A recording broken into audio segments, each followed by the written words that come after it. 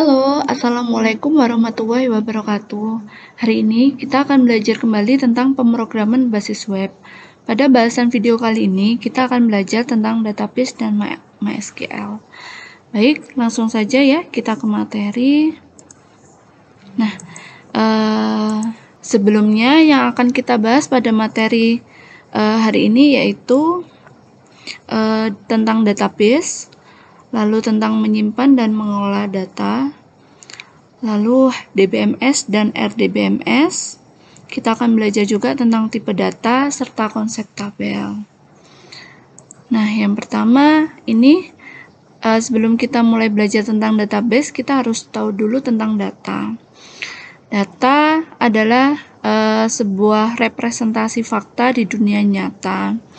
Data, jadi setiap kali kita membaca sesuatu, kita mendapatkan sesuatu, itu merupakan sebuah data. Contohnya, nama itu juga termasuk data, nomor KTP, nomor identitas, lalu video, dokumen, judul buku, harga, foto, dan lain-lain. Nah, dari keseluruhan ini merupakan sebuah data.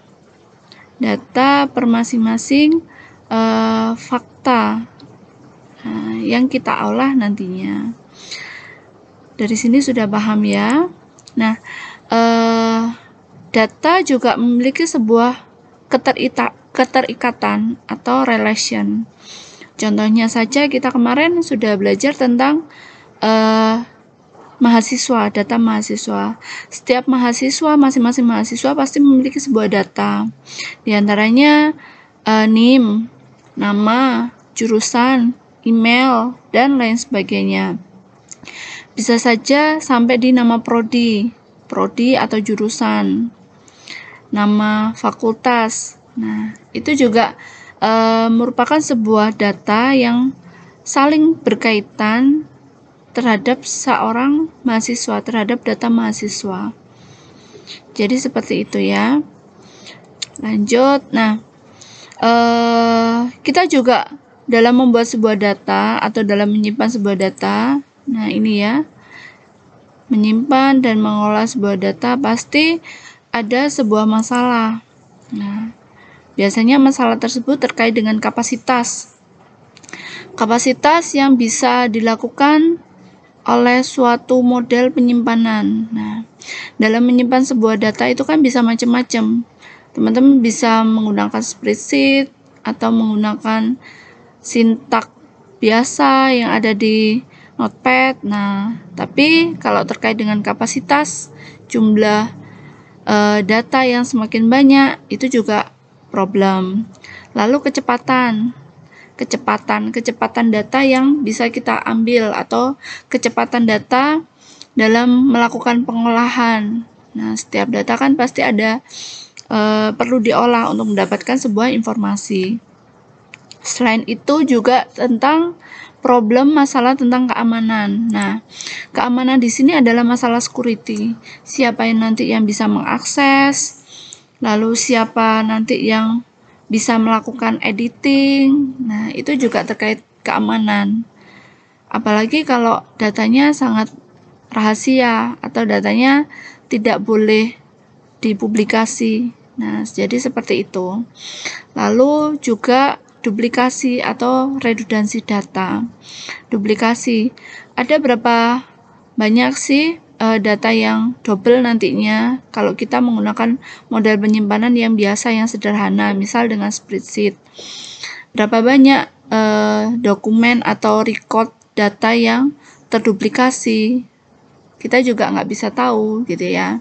Nah, dari problem ini kita juga memiliki sebuah solusi, yaitu ya, solusinya kita butuh solusi, intinya gitu. Kita butuh solusi sebuah model penyimpanan yang bisa menampung tentang skalabilitas. Skalabilitas itu banyaknya ya, skala banyaknya data yang termuat, lalu tersedia solusi sebuah model penyimpanan yang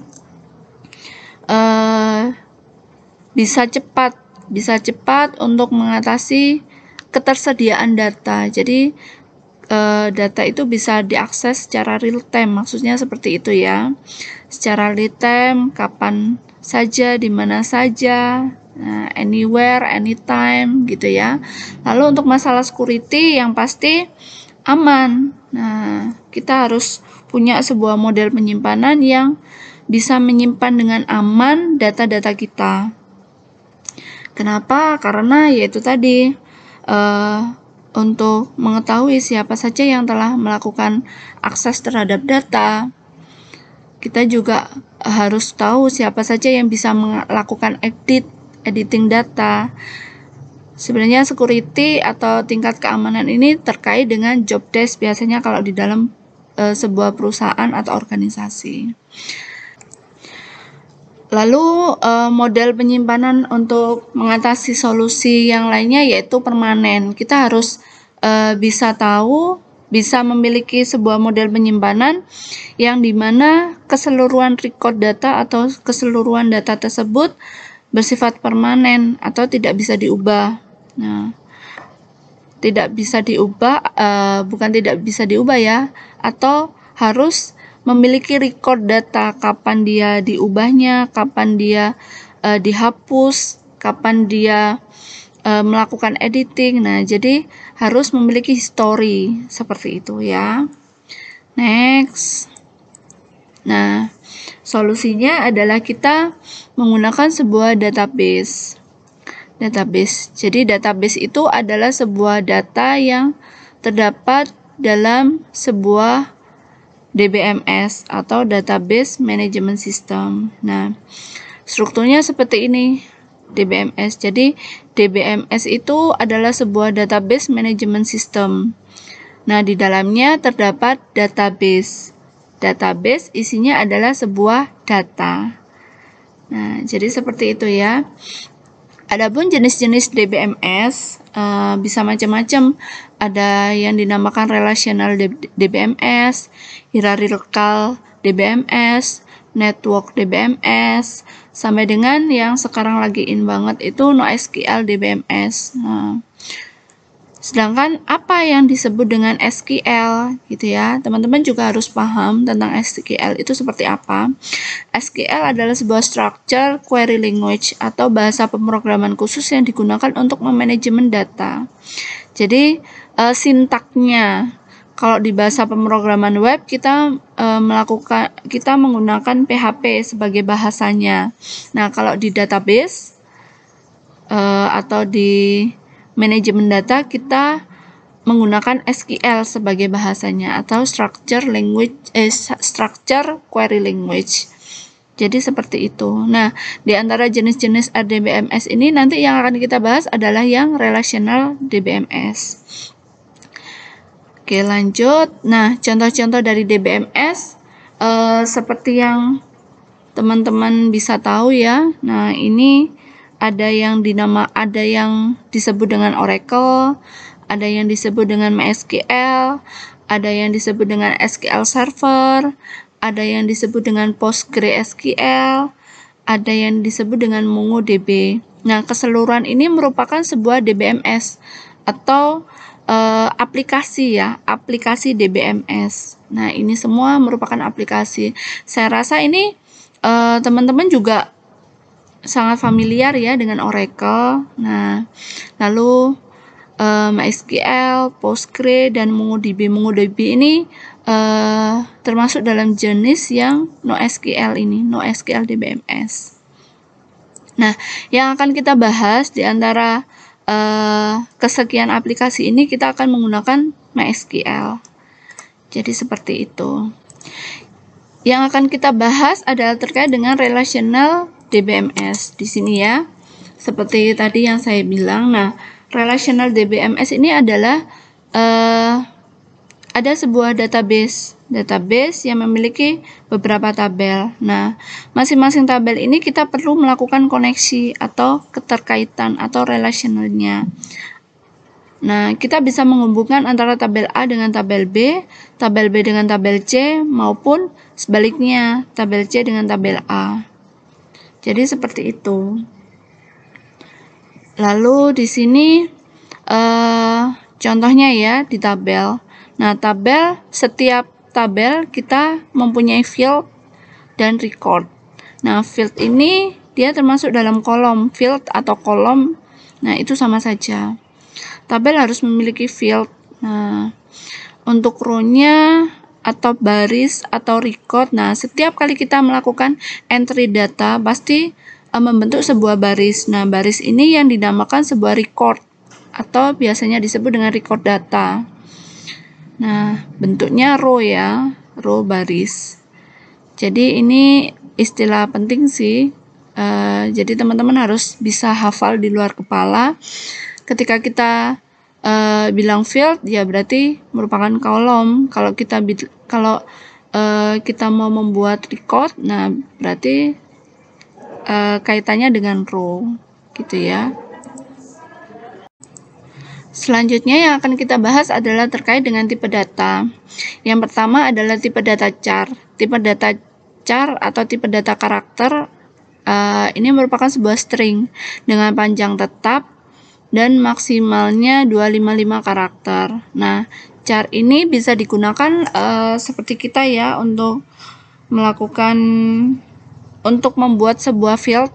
Nah, field tadi kolom ya, untuk membuat sebuah field tentang semisal nomor KTP. Nah, nomor KTP yang khususnya buat warga Indonesia ya, WNI.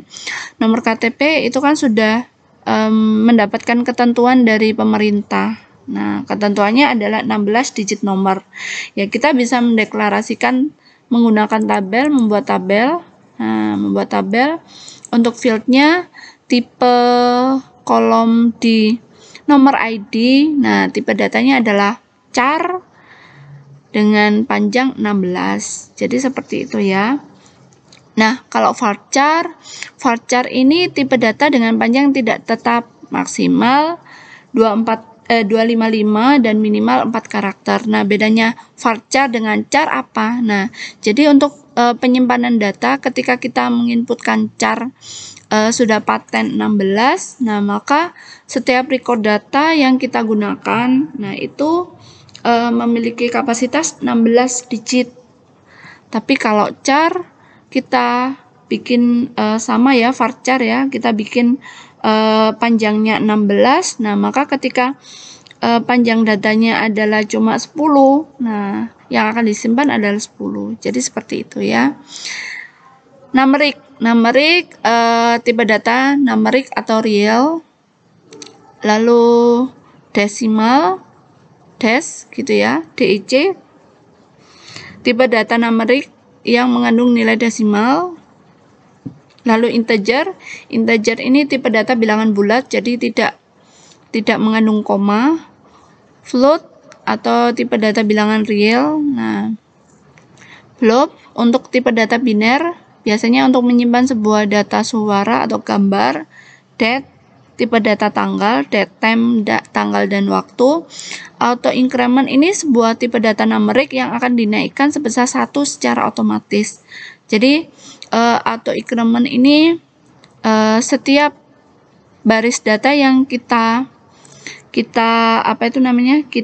isikan. Nah, auto increment ini dia melakukan penambahan secara otomatis terhadap data tersebut. Nah, jadi seperti itu.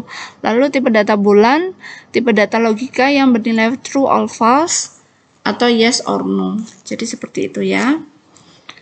Oke, saya lanjutkan di sini konsep tabel. Nah, konsep tabel di dalam kita membuat sebuah tabel, kita pasti membutuhkan sebuah primary key nantinya. Nah, primary key itu intinya apa? Primary key adalah sebuah data yang dapat merepresentasikan satu baris record dan harus bersifat unik. Unik itu artinya tidak boleh sama. Contohnya ini, di dalam tabel mahasiswa ya, saya punya field nama, NIM, email, jurusan, gambar. Nah, di antara kesekian field ini, manakah yang kira-kira kita bisa gunakan sebagai primary key? Kalau nama, contohnya, nama bisa jadi sama, gitu ya, antara satu mahasiswa dengan mahasiswa lainnya, bisa jadi sama, tapi yang membedakan NIM. Karena NIM ini sebuah identitas yang tidak boleh sama, dan NIM ini pasti menambah terus ya. Nah, jadi NIM ini bisa digunakan sebagai auto increment juga. Jadi seperti itu. Atau bisa juga ini kita membuat sebuah ID. Kita membuat sebuah penambahan field baru dengan kode ID. ID ini nanti kita dapat gunakan sebagai primary key, dan ID ini bersifat auto increment. Jadi seperti yang tadi ya saya bilang, auto increment itu menambah secara otomatis setiap kali terdapat penambahan data. Jadi di sini ada istilah-istilah yang sudah saya kumpulkan dan teman-teman diharapkan harus bisa paham. Nah, tadi kita juga belajar tentang field atau kolom, lalu row, baris atau record, itu sama saja. Lalu key, nah ini primary key gitu ya, maaf saya tipu. Key terdapat dua tipe, yaitu primary key dan foreign key. Nah, foreign key ini yang nanti kita gunakan untuk melakukan atau menghubungkan antar tabel. Jadi seperti itu. Selain primary key ya. Lalu auto increment tadi sudah jelas ya, auto increment adalah menambahkan secara otomatis satu baris data setiap kali kita melakukan insert. Lalu relationship ini terkait dengan menghubungkan antar tabel ya dalam sebuah database. Lalu normalization ini kita belajar untuk membuat sebuah tabel dengan normal berdasarkan form gitu ya, atau misalnya kita memiliki sebuah form dan kita melakukan normalisasi, atau kita akan membuat sebuah database-nya dan kita lakukan normalisasinya terlebih dahulu agar datanya macam-macam, tidak redundansi, tidak duplikat, nah dan lain-lain. Jadi seperti itu ya. Baik, langsung saja kita lanjutkan ya untuk melakukan codingnya. Nah, teman-teman sebelumnya bisa menjalankan exam PP-nya ya. Kemudian di sini kita memanggil gitu ya, memanggil localhost php_myadmin gitu ya. Teman-teman mengetikkan ini saja, localhost /php_myadmin. Nah, nanti akan muncul seperti ini ya. Nah, akan muncul tampilan seperti ini. Nah, bagaimana caranya kita membuat sebuah database? Nah, ini untuk project atau untuk pertemuan setelah ini, teman-teman bisa menyamakan tabel database, menyamakan database-nya dengan nama sesuai dengan tugasnya yang kemarin. Jadi kalau misalnya teman-teman bikin katalog buku ya, nanti nama database-nya tentang buku, atau katalog film nanti nama database-nya tentang film gitu ya. Nah, kalau saya tentang mahasiswa kemarin ya, mahasiswa. Nah, teman-teman bisa membuat database-nya di sini. Nah, ini langsung search aja buat gini ya. Nah, apa yang kita butuhkan? Kita butuh sebuah tabel yang pastinya ya. Jadi kita juga harus tahu kita akan membuat tabel berapa gitu ya. Nah, seperti contoh yang ada di sini. Jadi kita perlu kita membutuhkan sebuah data gitu ya untuk membuat sebuah tabel yang di sini ya. Kita butuh sebuah data. Data apa? Yaitu nih, teman-teman bikin seperti ini. Nanti nama database-nya teman-teman bisa menyesuaikan dengan tugasnya. Jadi nama database-nya apa, teman-teman sesuaikan dengan tugasnya masing-masing gitu ya. Lalu nanti nama tabelnya tabel apa? Di sini saya isikan tabelnya, namanya adalah data mahasiswa. Gitu ya, sebentar. data mahasiswa di sini ya, data underscore MHS, gini aja lah ya, data MHS. Jadi di sini saya edit jadi data MHS. Nah, data MHS ini kita butuh berapa? 1, 2, 3, 4, 5, 6. Kita butuh 6. Jadi kita butuh 6 kolom. Kita isikan aja di sini 6 kolom, lalu kita execute. Nah, akan muncul seperti ini ya. Nah, nanti ini yang akan kita isikan. Jadi seperti itu ya, teman-teman. Nanti ini yang akan kita isikan. Kita lakukan pengisian seperti ini ya.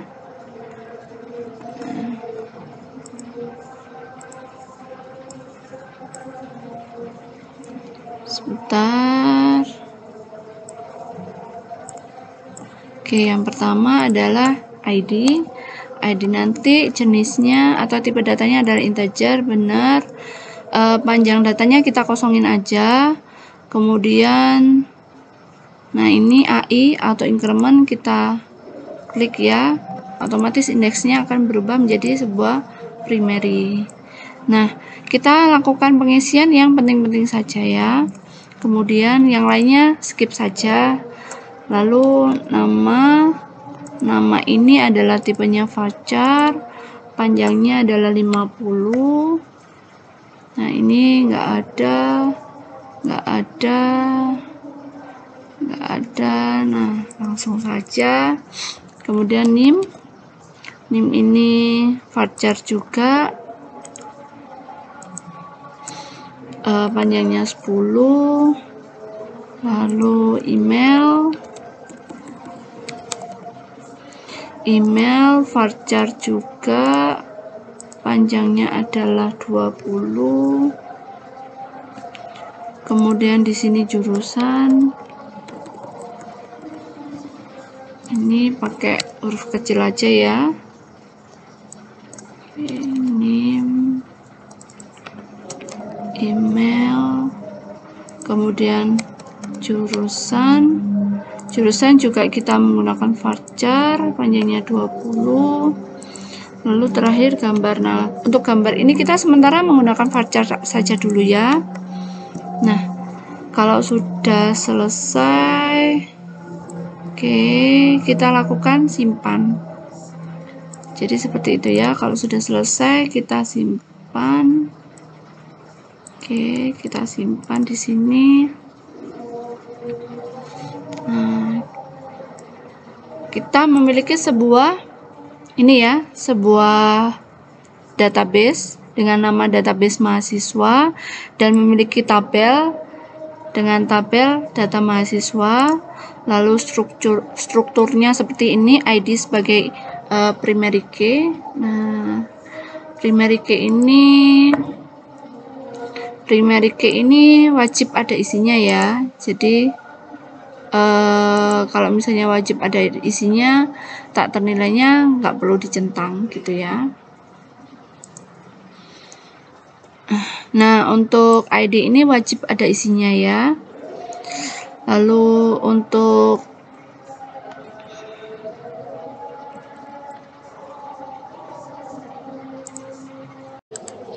jadi kita sudah mendapatkan strukturnya. Strukturnya adalah kita memiliki field ya, field ID yang dia sebagai primary key, lalu field nama, field name, field email, field jurusan, dan field gambar.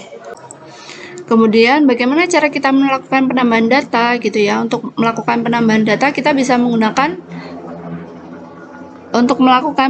data kita bisa melakukan insert di sini ya. Nah, setelah muncul seperti ini, kita isikan, kita mau mengisi data apa, value-nya apa. Jadi seperti ini ya. Nah, untuk kolom ID ini kita nggak perlu menambahkan karena ini nanti kita harapkan untuk ID secara otomatis dia langsung mengisi gitu ya. Jadi langsung saja saya ke nama Eka Yuniar, misal NIM. Teman-teman bisa lakukan sesuai dengan input datanya sesuai dengan katalog ya, atau data yang teman-teman sudah bikin di tugas sebelumnya gitu ya. Email, jurusan, gambarnya. Nah, kemudian ini kita kirim. Oh ya, kalau kita mau ngisi yang kolom selanjutnya juga bisa. Nah, ini bintang untuk NIM-nya.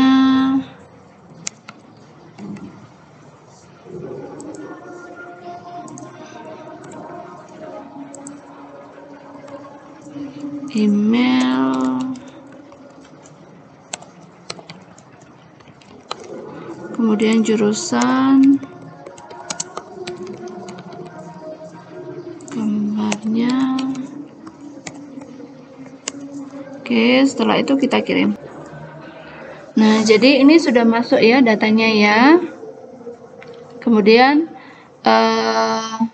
bagaimana kita lakukan koneksi ya? Koneksi, kita hubungkan database yang sudah kita miliki dengan data yang dengan script PHP kita ya. Nah, nanti kita akan lanjut ke video selanjutnya ya.